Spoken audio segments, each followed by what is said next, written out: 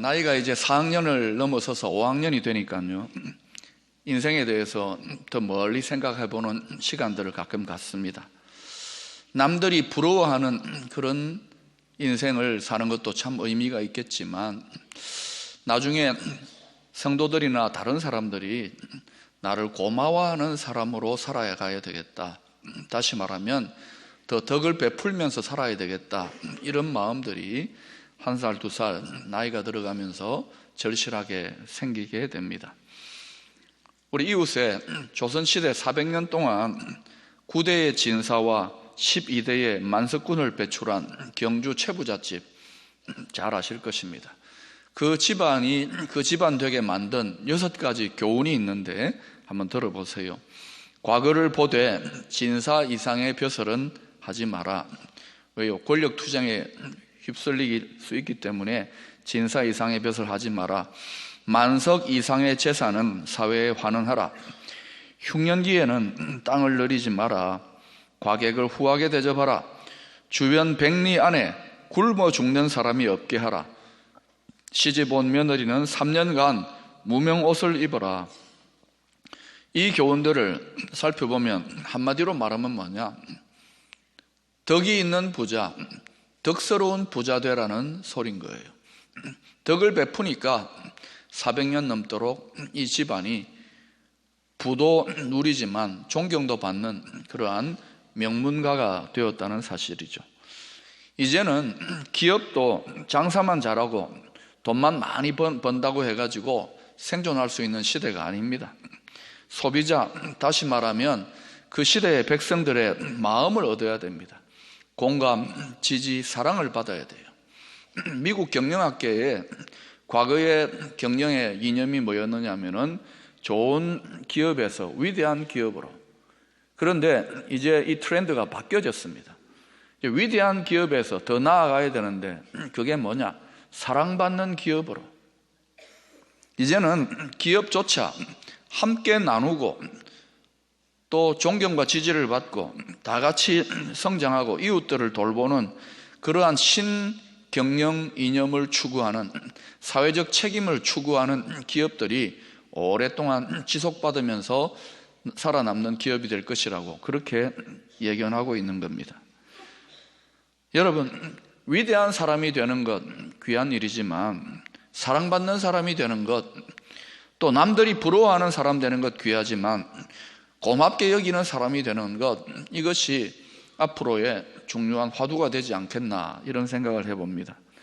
우리 이웃의 기업인 포스코만 하더라도 뭐 돈을 많이 버는 것, 열심히 하는 것, 그것만이 아니라 어떻게 하면 사회적 기여를 할까, 아예 부서를 따로 만들어 가지고 사회 기여를 위해서 다양한 봉사단체를 만들어 가지고 주말이면 또 특별한 날을 정해 가지고 봉사활동을 다양하게 하는 것들을 볼 수 있습니다.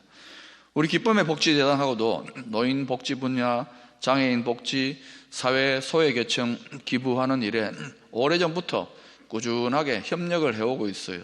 참 감사한 일이지요.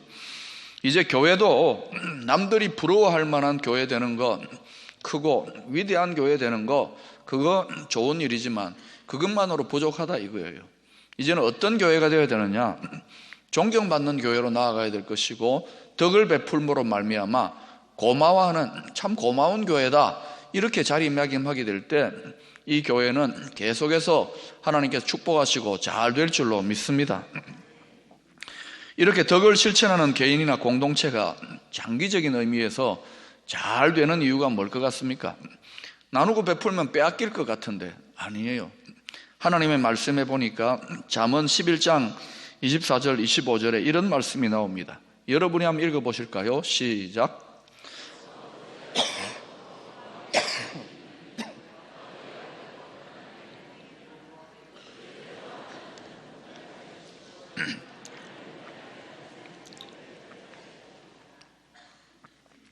흩어 구제하여도 더 부하게 되는 일이 있답니다. 하나님의 능력 가운데 있기 때문에 나누어도 더 부유하게 되고, 구제를 좋아하면 더 풍족하여질 것이라고 합니다. 믿음의 백성들이 과도하게 아끼고 인색해지면 더 가난해진다고 합니다. 하나님의 말씀입니다. 저는 이 말씀을 믿습니다. 여러분, 팡세의 저자 파스칼은 이런 말을 남겼습니다. 나는 가난을 사랑한다. 왜? 예수님이 가난하셨으니까. 또 나는 부를 사랑한다. 왜? 많은 사람에게 나누어 줄 수 있으니까. 여러분, 물론 우리가 가난하게 살 수도 있습니다만 이왕이면 여러분 잘 살고 부유하기를 기도하십시오. 왜 부유하고 왜 복받기를 원하십니까? 베풀기 위해서, 나누어 주기 위해서. 다시 한번 여러분에게 축원합니다. 여러분 큰 복 받기를 축원합니다. 그런데 왜 큰 복 받으려고 하느냐? 하나님 저한테 복을 한번 맡겨보세요. 내가 그 복을 어떻게 쓰는지. 덕을 베풀기 위하여, 나누기 위하여 복 받는다면 그 복이 오래가고 그 복이 우리에게 진짜 복이 될 것입니다. 이사야 58장 1절에서 5절은 나누고 베푸는 덕이 없는 맹목적인 신앙생활, 탐욕적인 종교적 열심, 그리고 형식주의적인 신앙만을 추구하는 이스라엘 백성들의 신앙의 행태를 아주 신랄하게 책망하고 있습니다. 특별히 이러한 모습들을 이사야서 29장 13절에서 이렇게 정확하게 지적하고 있는데, 이 백성이 입으로는 나를 가까이 하며 입술로는 나를 공경한다. 말만 가지고 립 서비스로는 하나님을 공경하지만 그들의 마음은 내게서 멀리 떠났나니 그들이 나를 경외하면 사람의 계명으로 가르침을 받았을 뿐이니라. 그저 사람들이 다 하니까 습관처럼, 하나의 관습처럼 그렇게 섬길 뿐이지 마음이 실리지 않았다는 거예요. 여러분, 예배도 마찬가지인 거예요. 하나님을 섬기는 모든 활동들에 그냥 말만 하고 습관이 되면 안 돼요. 이것이 거기에 마음이 실려야 된다는, 마음이 실려서 하나님을 경배하고 하나님을 사랑할 때, 그때 진정한 신앙의 능력이 나타나는 거예요. 그래서 신앙의 여정에서 우리가 두렵고 떨 필요가 있습니다. 왜? 내가 정말 입술로만이 아니라 마음으로 하나님을 섬기는지. 예수님 당시에 책망받았던 바리새인, 사두개인, 제사장들 어떤 사람들이었습니까? 종교 지도자들이었고 대단한 열심으로 하나님을 섬긴다고 했던 사람들인데, 입술로는 타성에 젖은 습관으로는 하나님을 섬겼지만 마음은 하나님에게서, 진심은 하나님에서 멀어진 거예요. 그래서 책망받았던 거예요. 어느 정도로 신랄하게 책망받았느냐? 독사의 자식들아. 여러분, 두려운 일 아닙니까? 우리가 교회 안에 나와서 신앙생활 익숙해져 있고 교회 지도자로서 열심으로 많은 활동을 할수록 우리 자신을 계속 반성하고 성찰해야 됩니다. 너무 늘어지고 너무 안심하면 안 되는 거예요. 오늘 보면 6절에서 12절은 덕이 있는, 덕을 베푸는 신앙생활이 어떤 능력이 있고 어떤 축복이 주어지는지에 대해서 설명하고 있습니다. 덕을 베푸는 삶의 모습, 구체적으로 7절에서 이렇게 이야기합니다. 줄인 자에게 양식을 나누어 주고. 여러분 주위에 배고픈 사람 있습니까? 요즘은 배고픈 사람 그렇게 많지 않죠. 너무 먹어서 탈이지만, 그러나 또 있습니다. 줄인 자에게 양식을 나누어 주고, 가난한 사람을 집에 들여 먹이고 손대접을 하고, 헐벗은 자를 입히고, 도움이 필요한 자 친지를 피하지 않고 도와주고, 또 10절에는 배고프고 고통하는 사람의 처지를 안타깝게 공감해주고 조금이라도 그 고통을 덜어주려고 하는 삶, 그것이 바로 덕을 베푸는 삶이라는 것이죠. 그런데 여러분, 우리가 이 이기적이고 각박한 세상, 다 움켜쥐려고만 하는 이 세상 속에서 이런 식의 삶을 살게 되면 우리 살림 거덜나는 거 아닌가? 이거는 바보 같은 삶이요, 어리석은 삶의 방식이라고 세상 사람들은 그렇게 생각합니다. 하면 좋지만 내가 손해보고 내가 망하는 길인데 그거 왜 해? 그리고 점점 인색해지는 것이 이 세상의 풍조입니다. 여러분, 과연 바보 같은 삶일까요? 고린도전서 1장 25절에 이런 말씀이 나옵니다. 하나님의 어리석음이 세상 사람들보다 지혜롭고.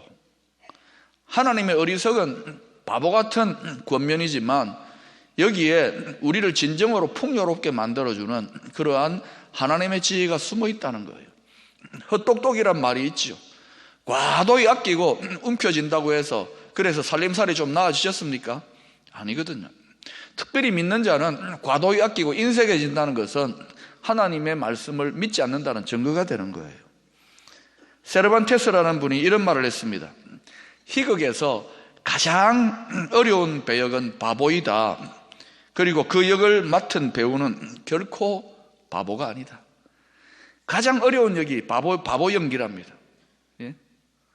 실상 이 하나님의 어리석어 보이는, 바보 같아 보이는 덕을 베푸는 권면, 이 삶의 방식이 가장 어려운 배역이라는 거예요. 그러다 보니까 성도들조차 때로는 인색하고 또 자기 중심의 덫에 사로잡혀가지고 일생 살아가는 분들이 있습니다. 과도히 아끼고 자기 중심적으로 사는데 하나님의 지속적으로 베풀어 주시는 축복을 맛보지 못하는 성도들이 꽤 많다는 거예요. 바보 배역 아무나 하는 거 아닙니다. 실력이 있어야 되는 거예요. 믿음의 실력이 있어야 덕을 베풀고 나눌 수 있다는 겁니다. 지난번 하영인 새벽기도회 때 제가 조지 뮬러 목사님의 경건의 습관 중에 하나, 나누고 베푸는 습관을 제가 소개했던 적이 있습니다. 자신의 자서전에서 조지 뮬러 목사님이 이렇게 말씀하고 있어요. 나는 주었습니다. 그러자 하나님께서는 나에게 더 많은 것으로 채워주셨습니다. 많은 하나님의 자녀들이 자신들의 특권과 축복을 누리지 못하고 있습니다. 그것은 바로 가난한 사람들에게 베푸는 사역에 동참하지 않고 그것을 규칙적으로 실천하지 않기 때문입니다. 누가복음 6장 38절에 이런 말씀이 나오지요. 주라, 그리하면 너희에게 줄 것이니 곧 후이되어 누르고 흔들어 넘치도록 하여 너희에게 안겨주리라. 아멘. 저는 이거 하나님 말씀으로 믿습니다. 여러분이 그냥 믿지 않는 사람이 그냥 주는 거하고 믿음을 가지고 이 약속의 말씀을 믿고 주는 거와는 다른 거예요. 처음에는 손해보는 것 같지만 그렇게 꾸준하게 베푸는 삶을 실천하게 되면 하나님이 어떻게 한다고요? 후이되어 누르고 흔들어 넘치도록 하여, 이 세상의 여러 가지 사건과 우연들을 하나님께서 다 주장하여 주셔서 넘치도록 공급하시겠다. 왜? 더 많이 베풀도록 하시기 위해서. 기도를 많이 해도 인색한 사람은요, 인색한 만큼만 하나님이 축복하십니다. 왜? 우리가 먹고 쓸 수 있는 그거만큼만 주셔요. 그러나 기도하면서 하나님 섬기면서 많이 베푸는 사람은 너는 더 많이 필요하겠구나. 왜? 더 많이 베풀기를 원하니까. 그래서 더 많이 베풀어 주시는 거예요.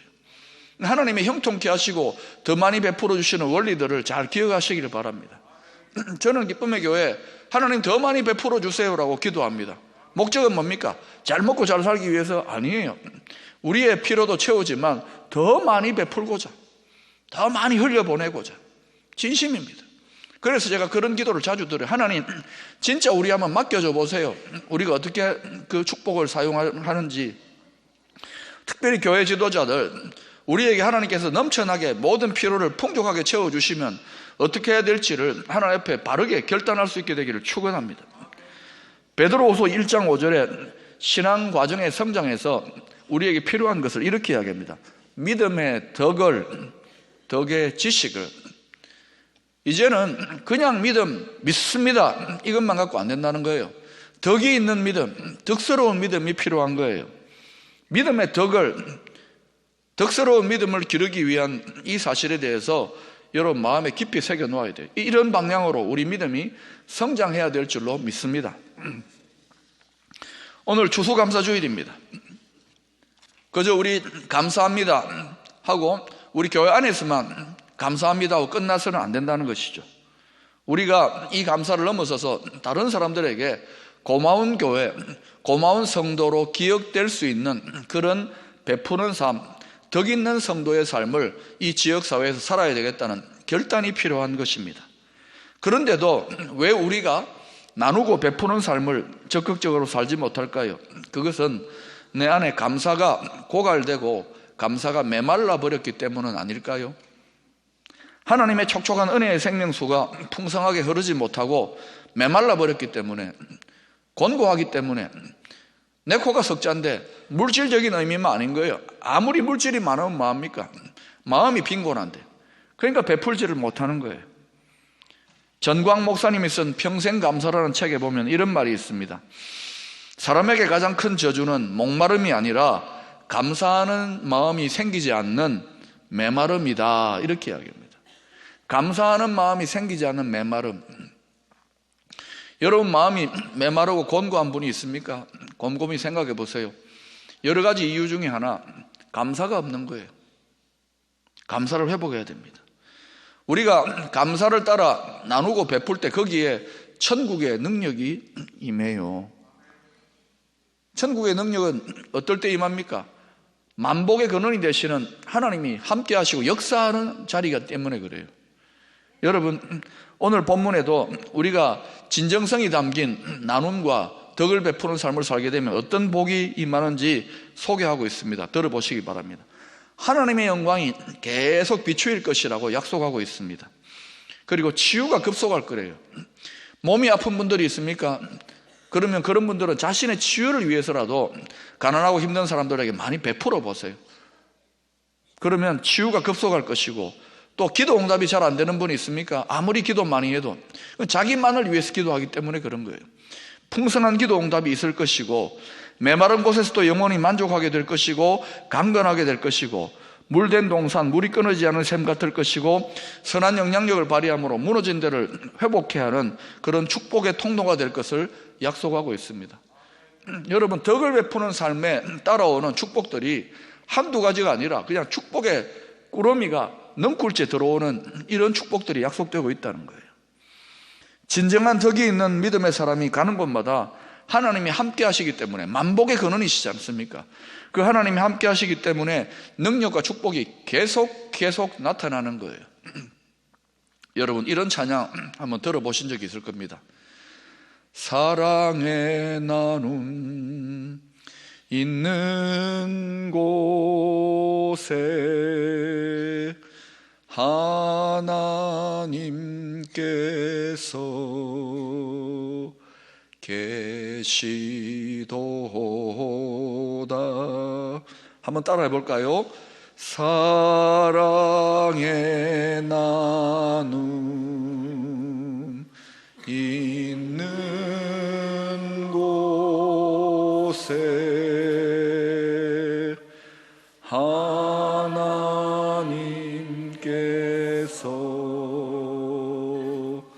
계시도다. 우리 손 올리고 다시 한번. 사랑의 나눔 있는 곳에 하나님께서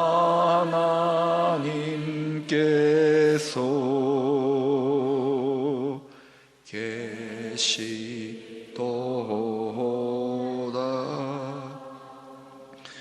여러분, 단순한 노래지만 진리의 핵심을 지적하고 있는 거예요. 왜 우리의 삶 속에 하나님의 축복이, 하나님의 사랑이, 하나님의 역사하심이 잘 느껴지지 않습니까? 사랑의 나눔, 덕을 베푸는 삶이 없기 때문이에요. 열심히 기도하고 열심히 신앙생활을 하지만 이것을 극복하지 못하기 때문은 아닐까요? 사도행전 2장과 4장에 보면 초대교회 예루살렘 교회에 성령이 충만하게 임하게 되니까 사람들이 어떻게 달라집니까? 자기의 소유에 대한 집착을 넘어서서 각 사람의 필요를 따라 나누어 줬다 그럽니다. 주고 덕을 베푸는 거예요. 그랬더니 하나님이 계속해서 영육간에 축복하시고 은혜가 넘쳐났습니다. 그랬더니 그 모습을 보고 세상 사람들이, 이야, 교회는 정말 뭔가 다르구나, 칭찬을 받고 교회가 더 부흥했답니다. 여러분, 한국 교회가 어떻게 나아가야 되겠습니까? 기쁨의 교회가 어떻게 나아가야 되겠습니까? 기도 많이 하고 축복받는 것 중요한 일이지만 축복받으면 뭐 할 것인가? 오늘 이사야 58장, 오늘 이 본문 속에 우리가 나아가야 될 우리 믿음의 방향, 믿음의 덕을, 한국 교회가 나아가야 될 방향, 믿음의 덕을, 기쁨의 교회가 나아가야 될 방향, 믿음의 덕을 덕스러운 신앙으로 우리가 나아가야, 거기에 장기적인 교회가 존경받는 교회로, 사랑받는 교회로 남게 될 것이라, 이것입니다. 최근에 은퇴할 나이에 한 집사님이 저를 찾아오셨습니다. 오래전부터 마음의 부담감을 가지고 소원을 가지고 있었는데, 이제 은퇴하면서 선교지에 교회를 여러 개 좀 세우고 싶다는 거예요. 그래서 물질도 좀 예비해 놓았다고 목사님 교회를 통해서 같이 협력하고 싶은데 좀 도와달라는 것입니다. 제가 그 말씀을 듣고 얼마나 감사했는지요. 은퇴하시는 분이 더 쌓아놓고 더 움켜쥐기 바쁜데 그렇게 하지 않고, 물론 뭐 은퇴를 위해서 경제적인 준비도 해야 되겠지만 또 하나님이 축복하신 것을 나누겠다. 너무 감사하더라고요. 또 최근에 믿지 않는 부부를 만났는데 이분들이 교회로 나오게 된 이유, 그게 뭐냐면은 우리 교회에 그 어떤 믿음의 부부를 계속 이렇게 교제를 하면서 이렇게 지켜보니까, 야, 저분들 같으면 저 정도로 덕스럽게 살아가는 거 보니까 나도 하나님 믿으면 저렇게 바뀌겠구나. 그래서 교회 나와서 지금 교회 나온 지 1년이 조금 넘었어요. 야, 그렇구나. 여러분, 우리가 세상 사람들 보기에 남부럽게 신앙생활하고, 그리고 와, 내 복 받았다고 내 것만 움켜쥐는 신앙생활을 하면은, 그래, 니 잘 먹고 잘 살아라, 그렇게밖에 더 되겠습니까? 그런데 많이 베풀었던 것 같아요, 그 부부가. 사랑하는 여러분, 가장 귀한 노후 대책이 뭐라고 생각합니까? 우리 인생의 마지막 순간에요, 호흡이 끊어지는 그 순간에 우리는 다 껄껄합니다. 뭘 껄껄하느냐? 더 베풀며 살 걸, 더 덕을 베풀며 살 걸, 더 사랑하며 살 걸, 더 섬기며 살 걸 껄껄한단 말입니다.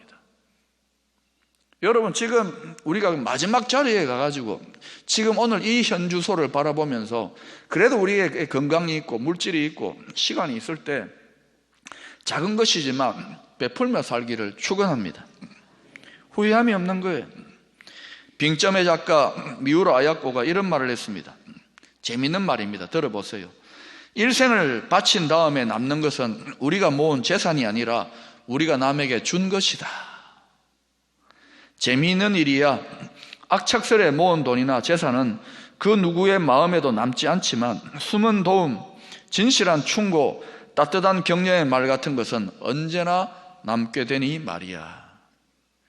여러분, 남에게 덕을 베푼 것만이 다른 사람들이 기억하고 그게 우리에게 진짜 재산이 되는 거예요. 다음 주면 교회 항존직분자를 세우게 됩니다. 저는 열심히 있는 사람, 충성하는 사람 세워지는 것 당연한 것이지만 거기에 하나 더 하고 싶습니다. 그게 뭐냐? 많이 베풀고 나누어주는 덕이 있는 그런 믿음의 사람이 교회 지도자로 세워졌으면 합니다. 왜요? 거기에 지속적으로 하나님이 축복하시고 능력을 베푸시는 비밀이 오늘 본문처럼 거기 숨어 있기 때문에 그래요. 사랑하는 여러분, 여러분이 어떤 사람으로 남은 신앙생활을 하기를 원합니까? 박 목사는, 우리 기쁨의 교회 공동체는 어떤 모습으로 신앙생활을 하기를 원합니까? 남부러워할 만한 그런 신앙생활을 하는 것도 귀한 일이지만 남들이 참 고맙게 여기는 그런 성도, 그런 목사, 그런 교회가 된다면 하나님 분명히 계속해서 저와 여러분의 삶을 축복하여 주실 줄로 믿습니다.